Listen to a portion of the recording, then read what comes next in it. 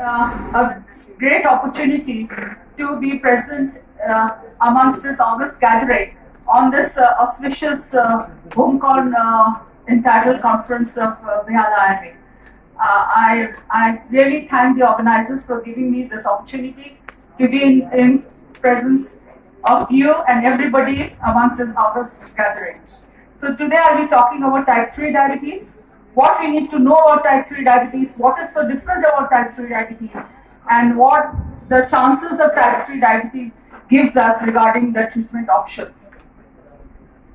So sugar and your brain. Type 3 diabetes is all related to the level of deficiency of insulin and the level of insulin resistance that the brain has to face. And for that matter, it leads to a depletion of the neurotransmitters as well as mitochondrial deficiency as well as cellular oxidative metabolism, all being in a jeopardized manner. So ultimately this leads to nothing else but diabetes related dementia, and this dementia can be complicated with the development of Alzheimer's disease. So diabetes, we all know that it is characterized by chronic hyperglycemia, and this chronic hyperglycemia is a metabolic dysregulation because of lack of insulin, that is deficiency of insulin, or because of insulin action, there is deficiency, that is peripheral insulin resistance, or the combination of both. So this ultimately leads to chronic hyperglycemia, and it in fact has its impact in terms of micro and macrovascular complications. So this is the classification of diabetes. You can see that there are various classifications as type 1, type 2, pre-diabetes, that is impaired glucose tolerance or impaired fasting glucose, gestational diabetes as GDM, and others. So today we'll be talking about the others because we are all very familiar with this classification of type 1, type 2, GDM, because these are the cases where you are frequently you're encountering such cases in your daily practice. But what about the other types of diabetes that we often or do not actually come across, that is due to genetic defects of beta cells, and this is all the various MODY subcategorized. The insulin receptor in combination leads to glucose homeostasis by allowing the glucose to enter the cells, and this is lost. The pathogenesis is there is a loss in this pathogenetic process leading ultimately to diabetes, and in type 1 diabetes you can see this absolute insulin deficiency, and in type 2 diabetes you can see relative insulin deficiency. So the other variant of diabetes here we come across, pancreatogenic diabetes. This is quite a common entity, and very common we come across that there is the disease process involving the exocrine part of the pancreas.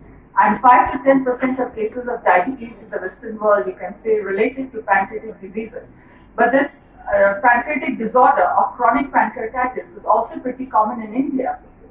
The same complications that occur for other types of diabetes, that is type 1 and 2, may also occur for type 3 diabetes.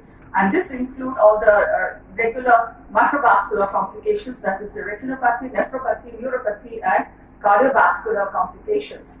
And patients with this condition are advised to follow just the same glucose homeostasis rules that we are using or adopting for our diabetic patients, so that at least the necessary glucose homeostasis is maintained at an optimum level to minimize the necessary micro and macrovascular complications related to diabetes.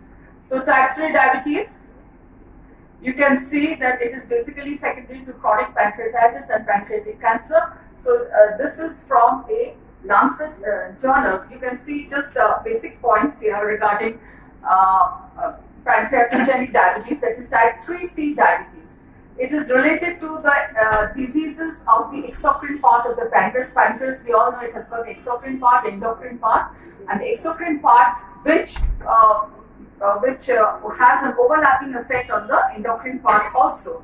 So this ultimately culminates in the development of diabetes with features similar to type 2 diabetes, and this is not a single entity, because a variety of pancreatic related problems can lead to this pancreatogenic diabetes.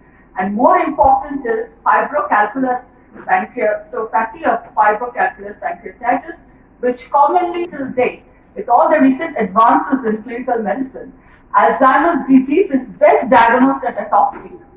As after death only we can diagnose with 100% certainty that it was a case of Alzheimer's. And so it is also having a genetic background, and you can see that this glycogen synthase kinase 3 beta, it plays a key role in the formation of the neurofibrillary tangles. So this is Alzheimer's disease. This type 3 diabetes, this is an evidence review. Now let us look at this abstract, which was published in the Journal of Diabetes Science and Technology in the year 2008, when a lot of researchers were doing the rounds.